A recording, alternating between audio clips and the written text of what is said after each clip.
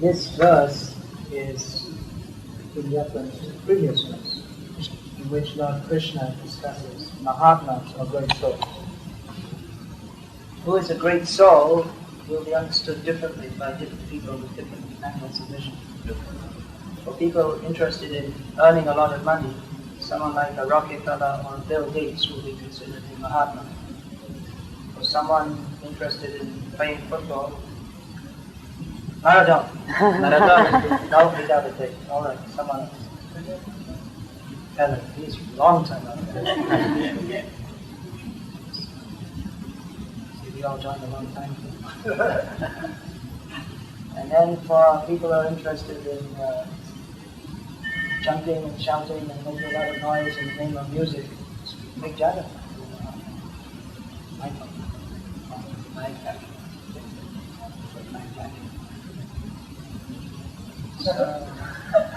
So many different kinds of Mahatmas. In Poland, yesterday I saw them advertising some beer. Beer. And in the advertisement it showed a guy with boxing gloves and a huge body. The beer was advertised as very strong. So the idea is if you drink this very strong beer, you'll become a very strong. And thus you'll become a Mahatma among the beer drinkers.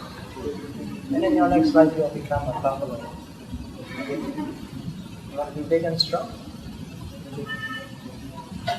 So these are different kinds of Mahatmas. But actually a real Mahatma is someone who glorifies Krishna. Everyone is Atma. Everyone is an individual person. Mahatma means a great person. A really great person is Krishna. You'll find in the Vishnu Sahasranam, in the 1,000 names of Lord Vishnu, one of the names is Mahatma. Krishna is the really great person. He is Nitya Nityanam Chaitanas Chaitananam Eko Ragyo Nityanam. There are many different living beings. There is one supreme, that is Krishna. But one who glorifies Krishna, he also becomes known as a Mahatma. Everyone has a tendency to glorify someone else. If you don't glorify Krishna, you don't glorify some fool, rascal, and demon. There's no benefit in glorifying a being. By glorifying a being, you also become a being. You think that those who are demoniac, they think that it's very good to become a being. Just like you see, there are still people glorifying Hitler. They think he was a very great person. He had all the right ideas. He was just a little unlucky, that's what he lost the war. But never mind, we shall continue to be Nazis. So among such people, they think, among these skinhead Nazis, they think that to become a Mahatma, you should kick people in the head and beat them to death. Then they'll become a Mahatma. So they're glorifying Hitler, or they're glorifying Mick Jagger, or they're glorifying some fools who are beings. In this way they also become beings. That tendency is there to glorify someone. But if we glorify Krishna, we become purified like Krishna. Why should we not glorify Krishna? He is actually the great person. Any greatness that anyone has in this world is only derived from Krishna. And what is the greatness of anyone in this world anyway? Actually it's pathetic. You see, even Hitler is one of the most powerful persons of this century. But actually his ambitions were childish. I will conquer the world. Now what are you going to conquer? You're going to die in a few years. Even if you conquer so many countries, you have to die. Then you become a frog or a dog. You have no memory that I was Hitler. I was a great conqueror. See, Prabhupada, you see this rascal Nehru, Pandit Nehru. He struggled all his life to become the leader of India, first Prime Minister of so-called independent India. So he was so powerful, wherever he went, people would say, Pandit Nehru ki jai ho. And he was enjoying that, thinking, I am so great. In his next life, what happened? One astrologer explained that there was a man in Sweden and 2 dogs, and one of them was Pandit Nehru. Now that dog already died and he's gone somewhere else. So what was the use of becoming a so-called great person of this material world? Big Prime Minister, and next life, come here boy, sit down boy, take some food. What is the greatness of this material world? You see, even this Mick Jagger, he must be almost 60 years old now. Still he has to jump around just to earn some money. If he doesn't, he's not satisfied. I can't get no satisfaction.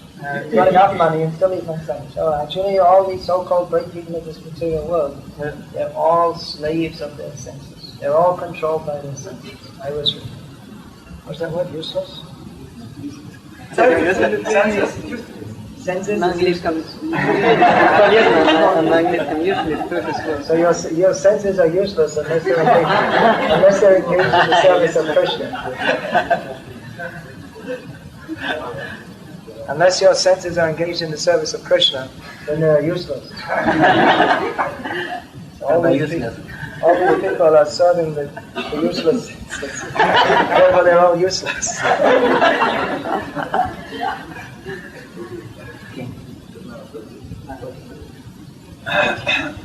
I was reading a useless newspaper some time ago. There are many useless things, many interesting useless things in the newspaper. Very interesting to read, just to give some different examples about how useless the material world is. That doesn't mean that you should all study the newspaper for 12 hours. That doesn't mean that you should all study the newspaper for 12 hours every day. Why are you reading the newspaper? Because Swami said, sitting on the Vyasa, he said everyone should read the newspaper 3 hours every day. Anyway, I was reading in the newspaper about a sub-mahatma, or a almost mahatma, Mick Jagger's sidekick. Sidekick means he's not very important associate, by the name of Bill Wyman. You know, he's the drummer in the Rolling Stones since they began. Okay, so this is a few years ago. When he was 51 years old, he fell in love with a 16-year-old girl. So he divorced his, I don't know whether it was third wife or fourth wife, anyway, and married a 16-year-old girl who was young enough to be his granddaughter. Anyway, 2 weeks later he divorced her. It cost him about £2 million, the whole thing. These are the mahatmas of the material world. So it's better not to glorify it. It's better not to glorify these rascals, better to glorify Krishna. Because Krishna is the ultimate object of glorification. Krishna is the supreme absolute truth. What does that mean? You can say what that means. So many times you've heard that Krishna is the absolute truth. What does that mean? Anyone say anything?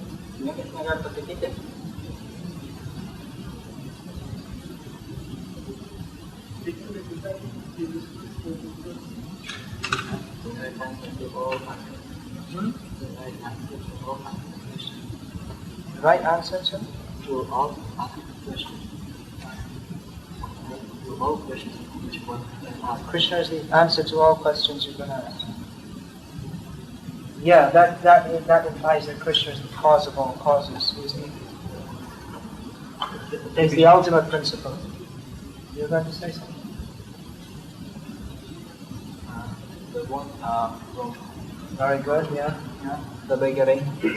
Actually, you can write millions of books describing how Krishna is the absolute truth.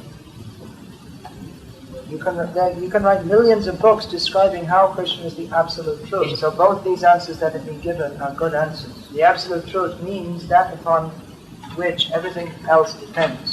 All other truths are dependent upon other factors, as Einstein understood to some degree. I am sitting here, but that is dependent upon the chair being here.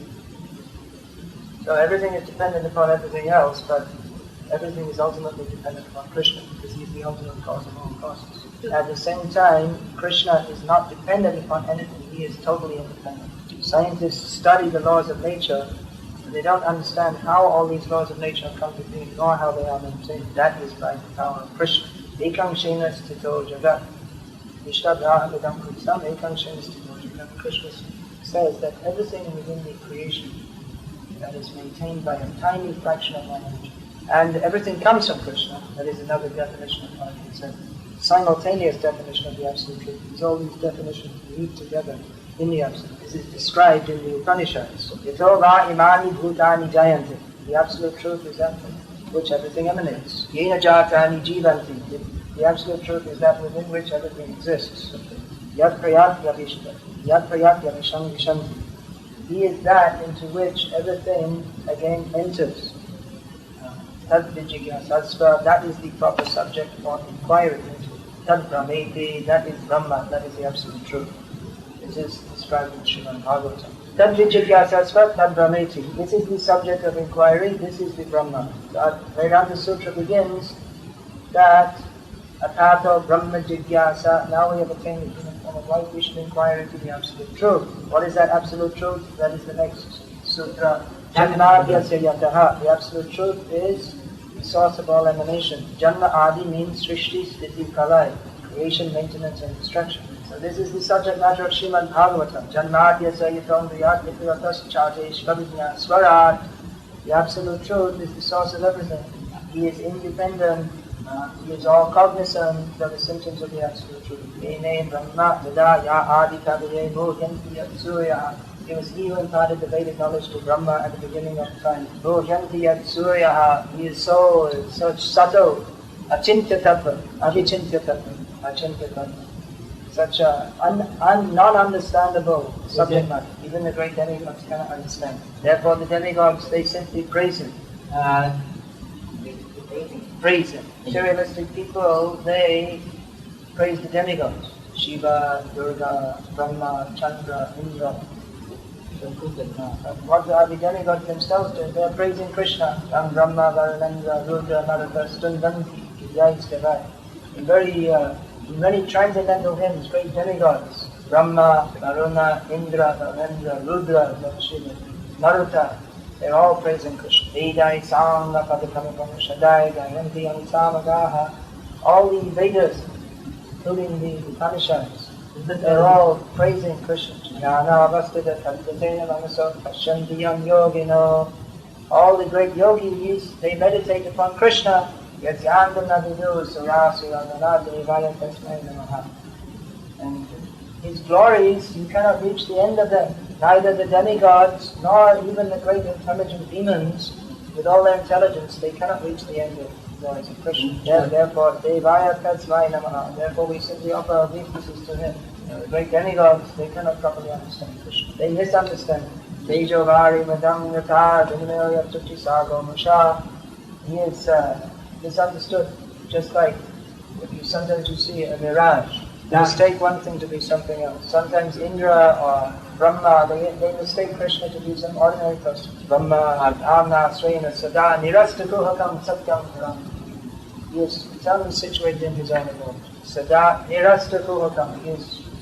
He is free from all contamination. Contamination, illusion, these things cannot touch Krishna. He is Satyam Param. He is the supreme absolute truth. Therefore, it is he who is to be meditated. It is he who is to be heard about. It is he who is to be remembered. Even though it is not possible to fully understand Krishna, because he is Avichintya Tattva. That means that even if you have very good intelligence, you cannot properly understand Krishna. Vathashtu koti shatavat sampradam yoga yora tabimanasam bhuritongavanam savyasti yatra pratitsini vichintaka govindamadi purusham tamaham rajani. It describes that Krishna, he is the original person, and the yogis, they meditate upon him. But even in millions of years, they can hardly just reach to the tip of the toes of his lotus feet, because Krishna is not to be understood by the material intelligence. He is Avichintya Tattva. By your brain power, you cannot reach to Krishna.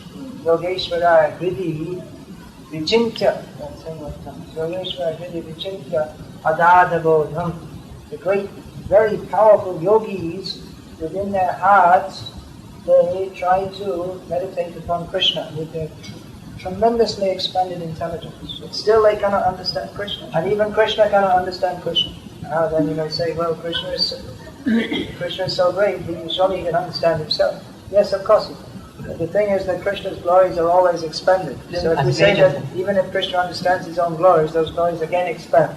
So he can never keep up with his own glory, because his mercy is always expanding to his devotees more and more. All the devotees, they're experiencing the presence of Krishna in their lives. Sometimes the devotees have such realizations of Krishna's glory that even Krishna himself thinks, actually it's better to be a devotee than to be me. All the devotees are trembling in ecstasy remembering me. I'm also trembling in ecstasy remembering them. But it seems they're more ecstatic remembering me than I am ecstatic remembering them. Even though my love for my devotees is unlimited, their love for me is more. Therefore Krishna feels himself incomplete. Even though he's the supreme complete, all completes, everything emanates from him completely. Om Purnamadaha Purnamidam Purnamudachyate. All the completely manifested universes emanate from him. Still he remains complete. Purnasya Purnamadaya Purnameva Vishishyate. He is always complete, even though he's always expanding his glory. He doesn't become depleted. depleted. He doesn't decrease in his value. So even Krishna is desiring to understand who is Krishna. Thinking all the devotees are always glorifying me. I must be quite nice. What is it like to be a devotee? So he also thinks that he become a devotee. Therefore he becomes Chaitanya Mahaprabhu. His incarnation as Ananta, he tries to find out the limits of his own glory. Ananta means he has no end. He is unlimited. Ananta has unlimited knowledge and unlimited intelligence and unlimited power of circumspection. Unlimited power of sensory perception. And he has been enumerating the glories of Krishna since time immemorial with unlimited knowledge, and he never repeats the same glory twice. But that is still Ananda, it never comes to the end. Because there is no end to the glories of Krishna. No one can reach the end of Krishna's glory. So Krishna thinks, there's no end to my glories, still my devotees are taking great pleasure in discussing those glories. So Krishna is thinking that to be a mahatma, devotee, is a more relishable position, even than to be Krishna himself. Relish the position of Krishna. Therefore, he takes the role of Sri Krishna Chaitanya Mahaprabhu. Sri Krishna Chaitanya Radha Krishna Nahayana. Sri Krishna Chaitanya Mahaprabhu is Radha and Krishna, it's not different. Anta Krishna Mahira Gaura, she is inside he's Krishna. But his being Krishna has been covered over by the fair complexion of Radharani. Radha Bhavat Yuti Suvalitam Nomi Krishna Sarupam. He is Krishna, but he has accepted the mood of Radharani. Radharani is stronger than Krishna, because she is the personification of devotional service. And the only thing stronger than Krishna is devotion to Krishna, because Krishna agrees to be subordinate to his devotees. He is so much satisfied by his devotee, he is so much indebted by his devotee, that he agrees to become subordinate. Not simply agrees, but he cannot but be subordinate to him. Because Krishna has promised that however much one surrenders to me, I will reciprocate with him. What is that verse? Ye yata mang pradadante tang tathaiva bhajami. This is Krishna's promise. As much as you give yourself to me, I give myself to you. Or even, Prabhupada explained, if we make one step towards Krishna, Krishna will make 100 steps towards us. But in the case of the gopis, Krishna could not fulfill his promise. The gopis, they gave themselves so much to Krishna that Krishna could not reciprocate fully with them. He said, you will have to be satisfied simply with your love to me, because I've no more anything to give to you. That Krishna was defeated by the gopis. This way they controlled him. Even we read Krishna, young boy, baby Krishna. And the gopis, Mother Yashoda's age, they're singing and clapping their hands, and Krishna is dancing. Now who is that Krishna? It is the same Krishna who all the demigods are worshipping. Same Supreme Lord who people in all different religions are worshipping. It is the same Krishna who is controlling millions of universes. It's the same Krishna whose different expansion is Mahavishnu. When he breathed out, all the universes come from his body. Imagine how great